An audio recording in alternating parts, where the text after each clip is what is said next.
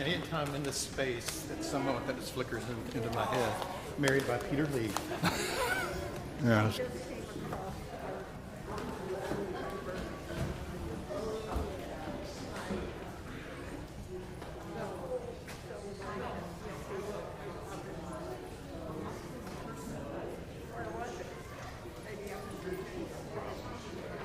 We are streaming. Yay. We are streaming. Well, welcome to our 26th annual Advent Poetry Gathering. I just said to Cynthia, it feels like the family all coming home for Christmas. And I know some of them are joining us from other locations, but I will turn it over to Michael, who has been so generous for over a quarter century. He needs no introduction. Poet Michael McPhee.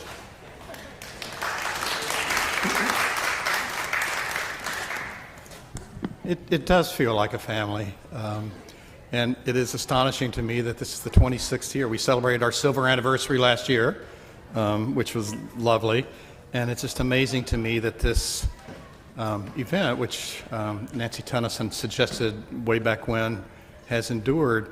But I think it's a testimony to how much the people in this church love poetry and love what Coleridge called the best words in the best order. I was also struck today during the service that we do have this event, but we are also surrounded by poetry all the time. That carol that was sung, Jesus Christ, the apple tree, that's a very nice poem. It's a really beautiful extended metaphor. So it's wonderful that we have this kind of words around us all the time. And now I get to say my favorite sentence of the year, which is, who has brought a poem they'd like to share today? Just come forward, read into the microphone, and if you want to aim at the crowd out on the internet, that's the green light there. Come on up.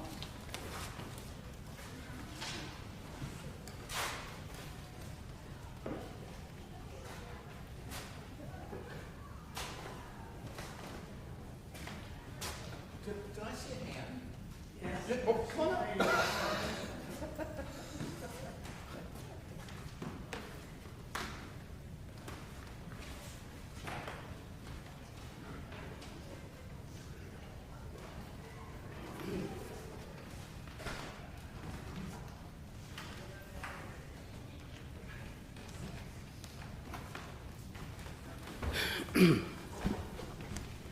I'm going to read a poem to you which was initially published in The Witness, which is or was an activist journal published by the Episcopal Church, and it is now defunct.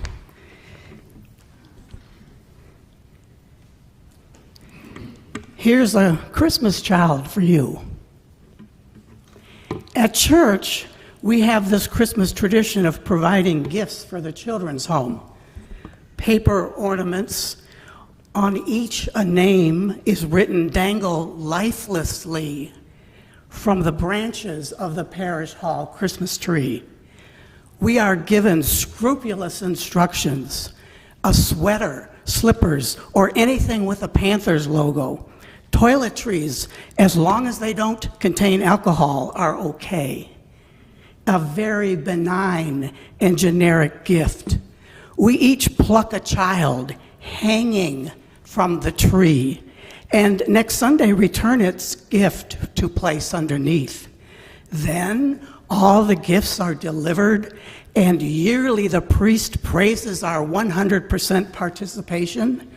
Our cheeks smile, our sanctimonious sighing swells the air.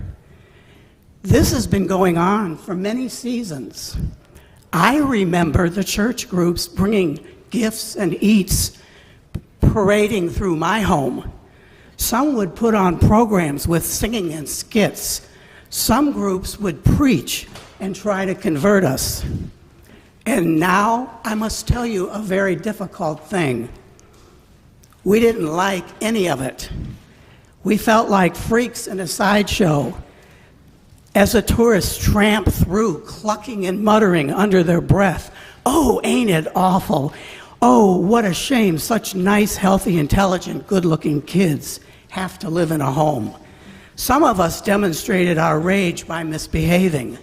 That rascal Bud, he would scratch his armpits and hop around on his haunches and growl, "Ooh, ooh, ooh," in his deepest pubescent voice. The tourists were horrified, but we laughed ourselves silly. How else to deny that we were sad and lonely, hurt and afraid? Some of the kids, their spirits long since broken by the slings and arrows of outrageous fortune or under the fist of some adult, were quiet and withdrawn to the church groups and to everything else. We knew the church folk came to salve their conscience, to cleanse their wealth. Are you really surprised we knew this? Well, soon the church groups no longer came to gape at us. They had their gifts delivered to the home instead.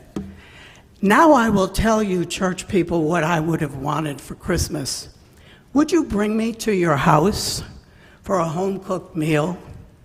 Nothing fancy, some hot, creamy, saucy food like mashed potatoes and gravy will do. Would you have me eat with your family? Just a normal meal with a typical family? I promise I'd behave. I'd be too intimidated by your abundance, too awed by your lightness of life. Would you share your richness of family with me? Discussing the day's events, the news, and during the natural course of conversation, would you inquire as to my interests, favorite classes, college plans, what I might do with my life? Because in so doing, you'd be suggesting my potential, that I should apply, that I might even get accepted, that I might have a future. I'd hear my heart pound. No, no, no, no, no, no. I'd be taken aback by you so easily suggesting these things to me because I am so lonely and so afraid, and I don't have the confidence to dream. Oh, yes, yes, Martin Luther King, but it takes at least some small measure of confidence to dream. It takes some hope to dream. It takes some hope to dream. Where will I get this? How can I get this? Would you have me gather with your family around the piano after supper, join in the carol singing? Invite me to play? I'd give anything to have access to a piano. I want to learn. I want to play. Would you show me your favorite books and artful pictures? Read me a poem? And at the close of the evening, would you ask me for a photo of myself so that you could hold me in your heart, not just at Christmas time, but all the year around?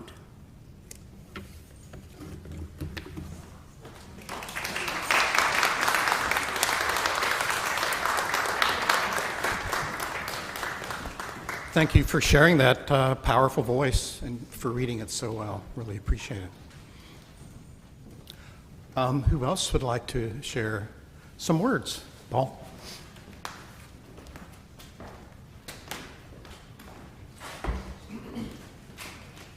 This is a short poem by Donald Hall, who was one of the poets laureate. And it's titled Christmas Party at South Danbury Church. And South Danbury, in this case, is in New Hampshire. December 17th, we gather at the white church, festooned red and green, the tree flashing green-red lights beside the altar. After the children of Sunday school recite scripture, sing songs, and scrape out solos, they retire to dress for the finale, to perform the pageant again. Mary and Joseph kneeling cradle side, 3 kings, shepherds, and shepherdesses. Their garments are bathrobes with moth holes cut down from the church's ancestors. Standing short and long, they stare in all directions for mothers, sisters, and brothers, giggling and waving in recognition. And at the South Danbury Church, a moment before Santa arrives with her ho-hos and bags of popcorn, in the half dark of the whole silence, God enters the world as a newborn again.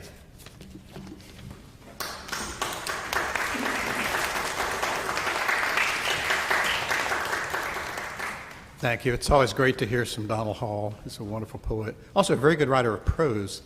My favorite book of his is called Fathers Playing Catch with Sons. It's about how the shared language between fathers and sons sometimes is sport. That's the one way they can talk to each other. I recommend it to you. But thank you for sharing that. Good. Who has another piece of writing of the season to share this morning? Please, Nancy.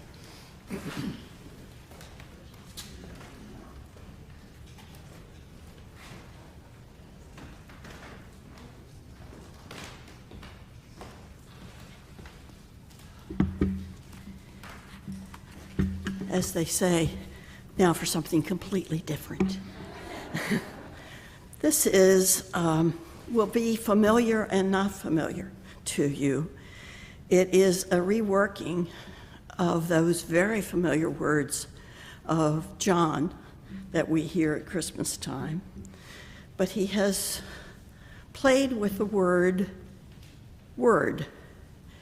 And the author of this is Matthew Fox, who some of you may know is a Roman Catholic priest who Pope Benedict had issues with and eventually defrocked. But I really like this poem, or this reading. In the beginning was the creative energy. The creative energy was with God, and the creative energy was God. It was with God in the beginning. Though through it all things came to be, not one thing had its being, but through it. All that came to be had life in it, and that life was the light of persons, a light that shines in the dark, a light that darkness could not overpower. The creative energy was the true light that enlightens all people, and it was coming into the world. It was in the world that had its being through it, and the world did not know it. But to all who did accept it, it gave power to become children of God. The creative energy was made flesh. It pitched its tent among us, and we saw its glory, the glory that is its as the only child of the Creator, full of grace and full of truth.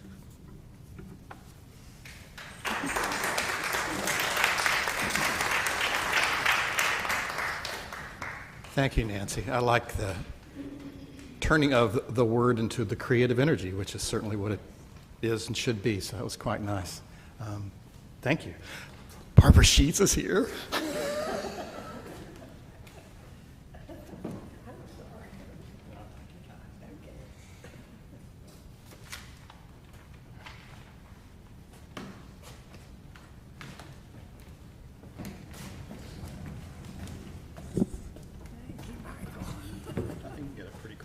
Okay, can I? That's good. That's good.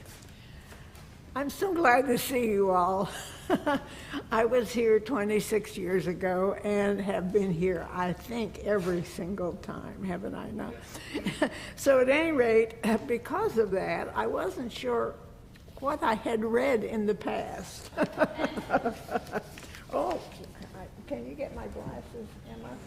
This is my granddaughter, Emma. And she is here for Christmas, which I'm so happy about. They're on my head. Great. Thank you, Michael. I was more prepared than I thought. Anyway, I brought two poems, and the first one I'm sure I've read in the past, but I'll read it again. It's called Christmas for a New Millennium. One luminous historic star, Jupiter perhaps, or Saturn, standing watch at dawn, dispatched its ancient beam to tend a birth, and not yet gone, still sheds its light on Bethlehem, upon the hills where shepherds have not changed their ways, above the battle-weary sands, obscured by the rocket's blaze. In peacetime and in wretched war, though dark fears seep into the soil and shroud belief in mists, when earthly kings give up their crowns, the humble star persists. Secure within its diadem, it lights both time and space. It neither tires nor sleeps. A presence at the manger then, now by each crib a vigil keeps. Will neither bless nor man condemn, but faithful to its universe, the radiant star will firm remain, will beckon as it kindles hope, God's messenger again. And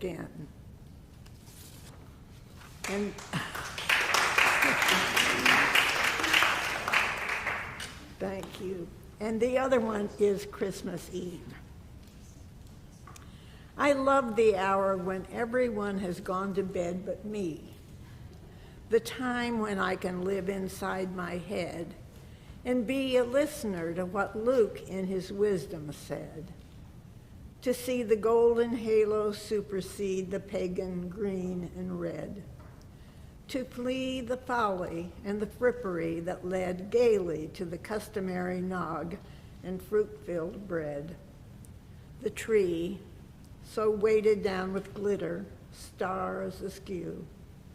Instead, I'm free to focus on the sleeping child, the cattle shed, happy to seek the calm and holy night, and then to spread with amity the words that constitute our common thread: humility and wonder, awe and hope, a prayer as yet unsaid, and wonder, awe and hope, a prayer as yet unsaid, a plea for peace and mercy in the days ahead.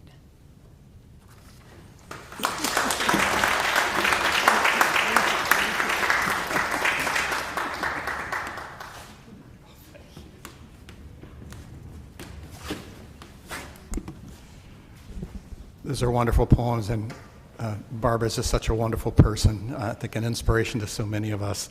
Still writing and publishing poems and books, which is fantastic. Thank you, Barbara, for those great words. Who would like to share something next? Please come forward.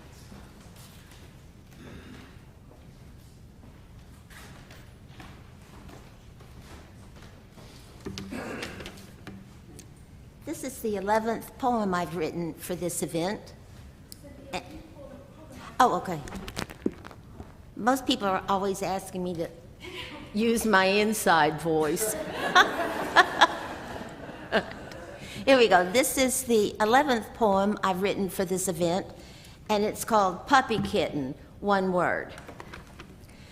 The photographer plopped her on the knee of the biggest man with the longest beard and hair she'd ever seen. "Hello, Kathy," he said, putting his hand on her back. She flinched. He knew her name. "Have you been a good girl this year?" She clenched her fist and began to tremble. He'd been watching her, just like the song said. Even in her green velveteen coat and bonnet that Mommy had made just for today, she was cold. Her teeth began to chatter. "What can I bring you?" he asked. She shut her eyes. "A baby doll?" She thought of baby Jesus asleep in his crib on their piano at home. A stroller to push it in? The angels in pink robes with golden wings and rings around their head were gathered near the crib watching him. Mommy said they watched everyone. What about a teddy bear? She bowed her head, unable to stop the tears tracking down her cheeks. Next, the woman at the rope barrier barked. She opened it. Mommy rushed in and scooped Kathy up. "I'm so sorry, puppy kitten," she said, holding her tight, walking through the crowd of mothers and children waiting behind the barrier. Kathy relaxed against Mommy's shoulder. She knew they were going home. She heard the elevator bell ding. She patted the top of Mommy's head, certain she was touching a golden ring.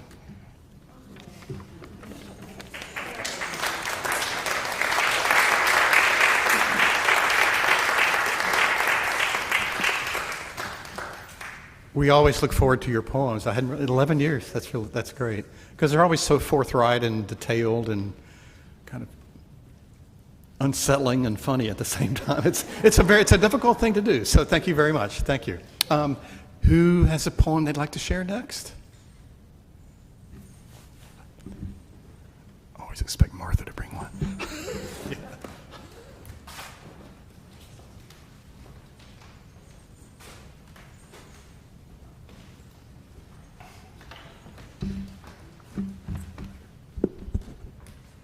Barbara, you mustn't worry about reading the poem twice. I do it all the time.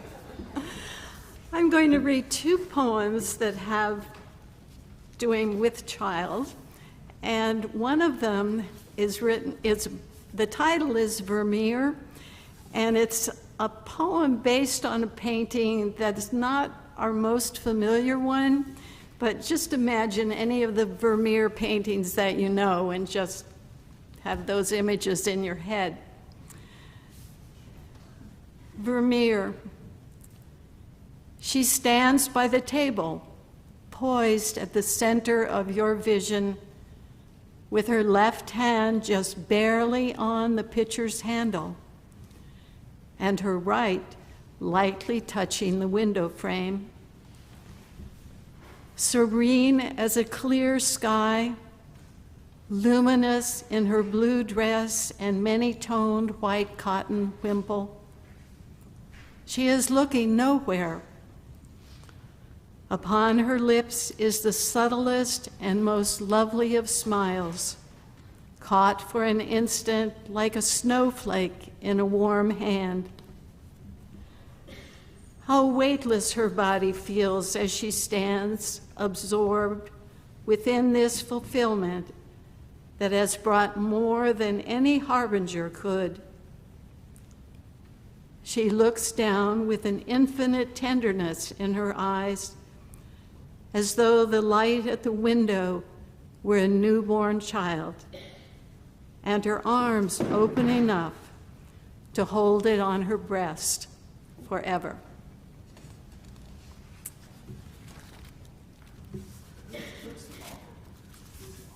Oh, his name is not one I'm familiar with, Stephen Mitchell. Does a lot of translation.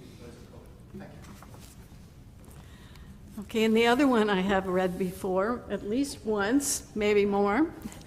It's about being great with child, very great with child. It's called Mary's Visitation to Elizabeth, and it's written by Rainer Maria Rilke.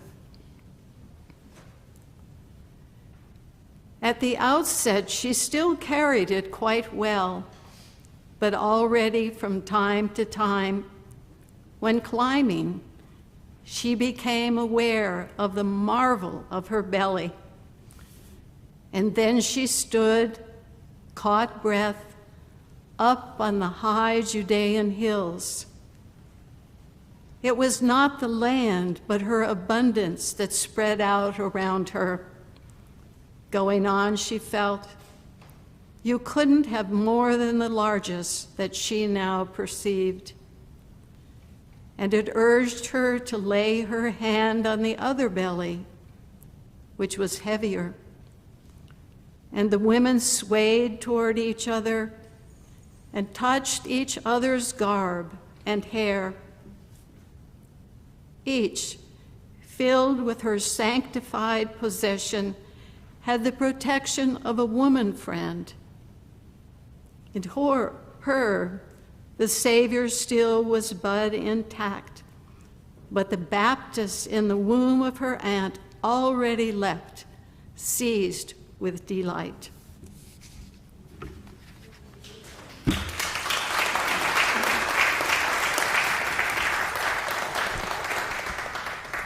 The Baptist in the womb of her aunt. That's a great line.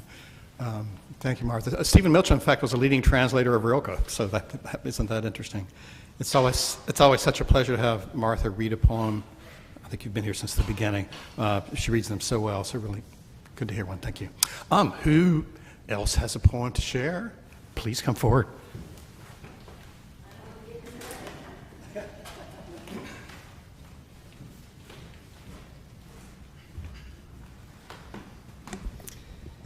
This is by Reverend Nadia Bolz-Weber, who's kind of a punk Lutheran priest. And it's her take on the O antiphons of O Come, Emmanuel.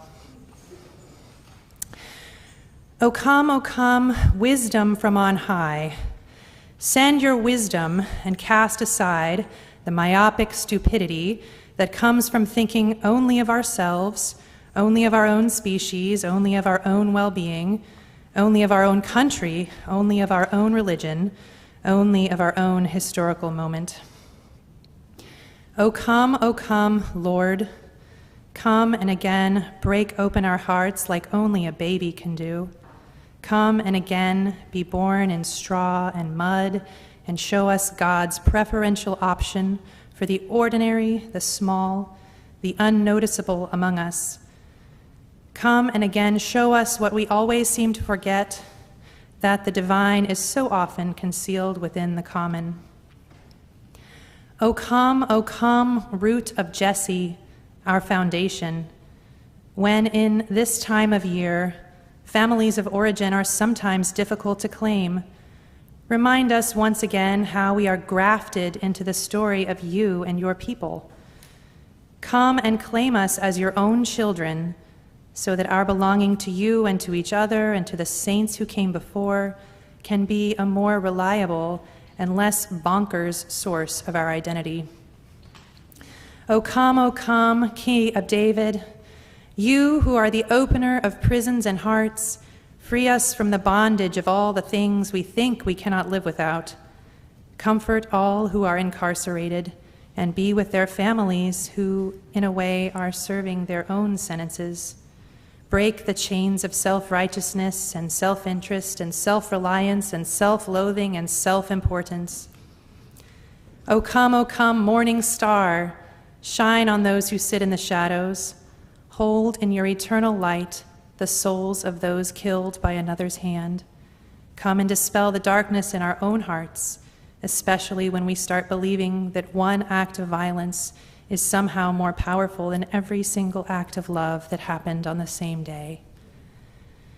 O come, King of the nations, you who created all that is and yet emptied yourself of power, come and show us again that we must lose our lives to find them. Heal the nations by bringing your unlikely kingdom of enemy love and cheek-turning. May we who wield power over others fall on our knees and worship the King who was held in a cradle and on a cross. O come, Emmanuel, who is as present in our loneliness as in our fellowship, as close in sorrow as in joy. Make your presence felt to all who face the holidays for the first time without someone they love, a child, a friend, a lover, a parent.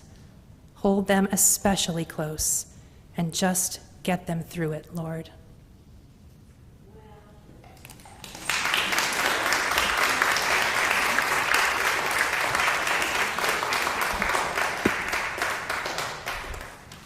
Thank you for that very timely poem. From a punk Lutheran priest. I like the idea of that too. May we all be a little less bonkers. A wonderful phrase. Thanks for reading it. Who else has a poem? Please come forward. And Scott, I keep looking in your direction. I know you brought something. You got to bring something sometime. All right.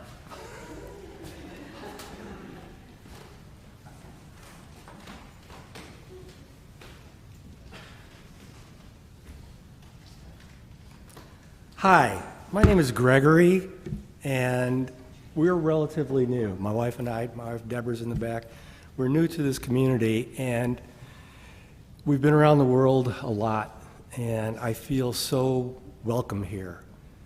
I feel such a part of it, and we haven't been a part of it quite yet. So when I saw about this poetry reading and the fact that you kindly invited people to do this, I thought of my favorite poem, The Divine Comedy by Dante. So I'm going to read all of it. It's only 100 cantos, 1,000+ lines, so go get a cup of coffee, kids. Seriously, it's a poem about a poet who is seeking nothing less than to see the face of God. I've been through a lot of services in churches and various denominations, and I want to see the face of God. And I want y'all there with me at whatever time we wind up there together to see the face of God. So you might be most familiar with the Inferno, because oddly, when I taught Latin, the curriculum just said, teach the Inferno. Okay. Purgatorio was so vague. You know, what does that mean? What does purgatory, purgation mean? And then Paradiso, paradise, heaven. So what I'll read to you, which will be a lot shorter than me right now, is from Canto 23. The pilgrim, Dante, the poet, the main character, is on his way to heaven. Advent, advenio, I come to. This is a season of coming and going, and he's going with his mystical, supernatural guide, Beatrice, who is taking him on this journey to see the face of God. And in Canto 23, there is no plot that moves forward as much as it is just a staggering revelation. As a bird in its sweet canopy of green covers the nest of its beloved young, through all the night when nothing can be seen, but eager for the loved, lit face of things, and to go hunting for its fledglings' food, in toil so glad that laboring she sings, anticipates the day on an open bough, and in a fire of love awaits the sun, her eyes fixed eagerly on the pre-dawn glow. Just so my lady waited, erect, intense, all her intention toward that part of heaven beneath which the sun's daily pace relents. And I, observing her blissful expectation, became like one who yearns for more than he has, feeding his hope with sweet anticipation. But the interval between when and when was slight. The when of my waiting, I say, and the when of seeing the sky begin to swell with a new light. And Beatrice said, before you now appears the militia of Christ's triumph, and all the fruit harvested from the turning of the spheres. I saw her face before me, so imbued with holy fire, her eyes so bright with bliss, that I pass on, leaving them unconstrued, as trivia in the full moon's sweet, serene smiles on high, among the eternal nymphs whose light paints every part of heaven seen. I saw above 1,000,000 lights. One sun that lit them all. It's our own sun, lights all the bodies we see in heaven's heights, and through that radiant, the living light I saw revealed the substance blazing forth so bright, my vision dazzled and my senses reeled. Through Beatrice's eyes, he sees the coming of Christ, the advenio, the coming of Christ, and like anybody, he faints. So I'll leave you with that image, and I'll leave you with my deepest gratitude for letting me do this. Thank you.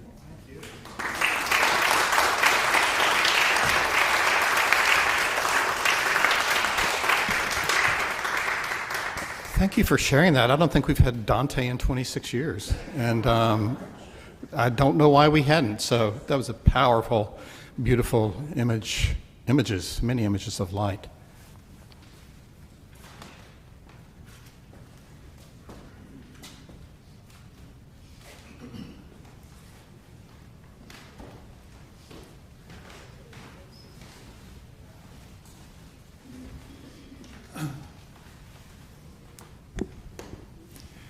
In Advent, we celebrate the miraculous gift to humanity by God in the form of the birth of Jesus Christ.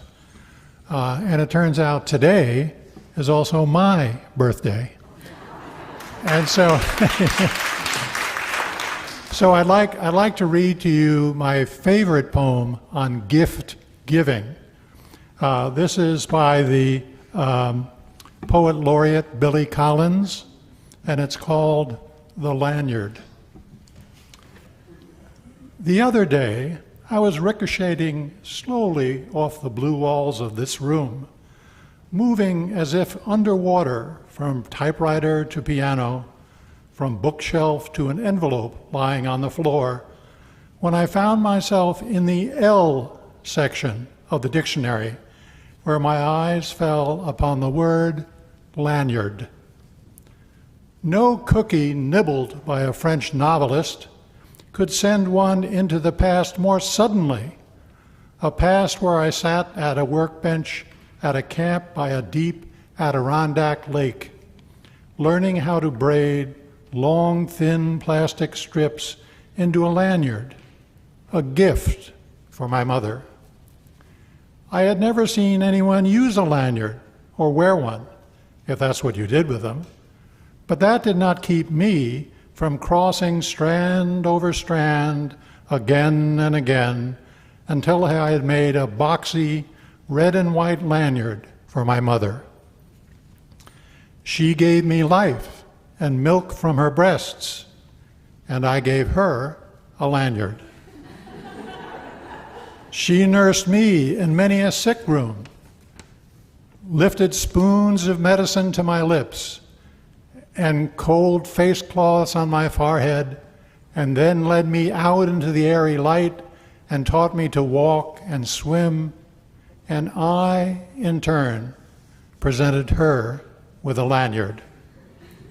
Here are thousands of meals, she said, and here is clothing and a good education. And here is your lanyard, I replied, which I made with a little help from a counselor. Here is a breathing body and a beating heart, strong legs, bones and teeth, and 2 clear eyes to read the world, she whispered. And here, I said, is the lanyard I made at camp. And here, I wish to say to her now, is a smaller gift, not the worn truth that you can never repay your mother, but the rueful admission that when she took the 2-tone lanyard from my hand, I was as sure as a boy could be that this useless, worthless thing I wove out of boredom would be enough to make us even.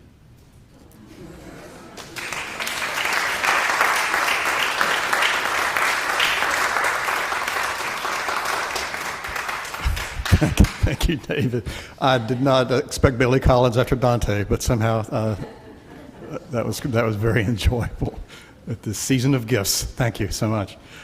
Other poems? Yes, Scott, come up. We spoke in the hall, and he promised he had some good stuff.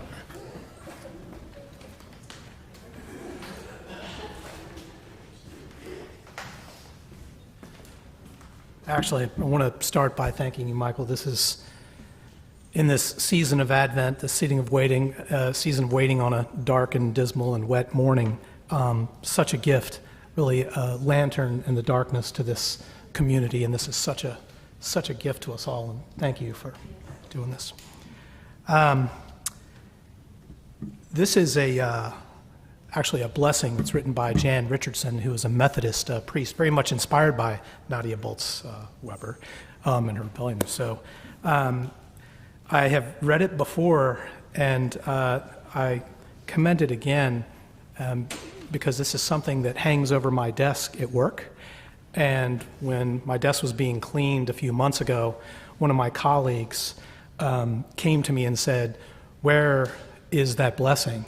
And I said, "What do you mean?" I said it was under 5 different things. We look at it 3 times per week. You got to put it back up on the wall. And so this is called Blessing in the Chaos by Jan Richardson. To all that is chaotic in you, let there come silence.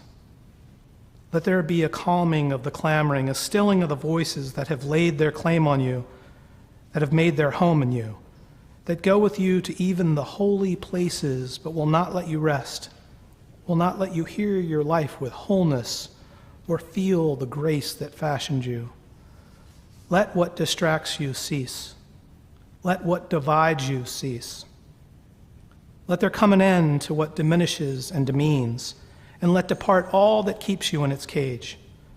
Let there be an opening into the quiet that lies beneath the chaos, where you find the peace that you didn't feel possible, to see what shimmers within the storm. Amen.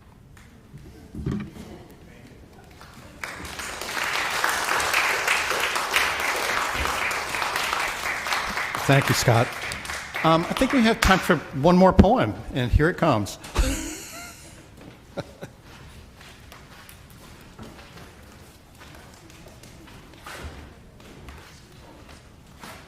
Wow, I couldn't see anybody behind here.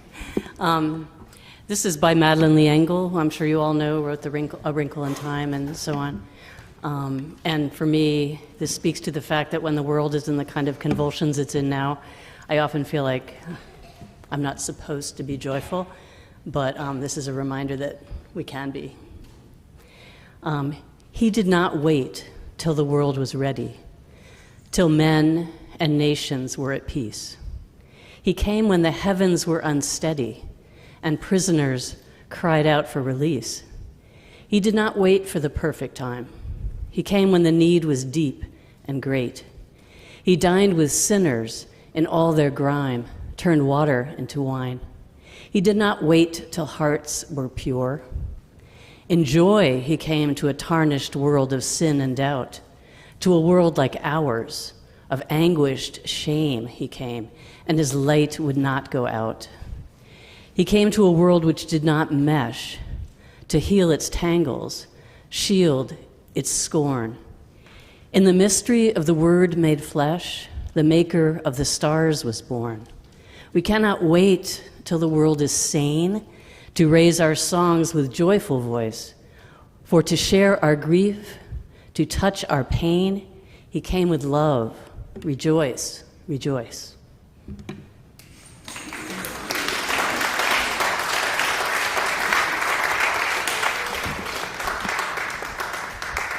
What I love about that poem is it had a great message, and it was written in rhymed quatrains. It was a beautifully written poem. Thank you for sharing that. And thank you guys for coming. I hope to see every one of you here next year for year 27, which is amazing. Thanks again for coming.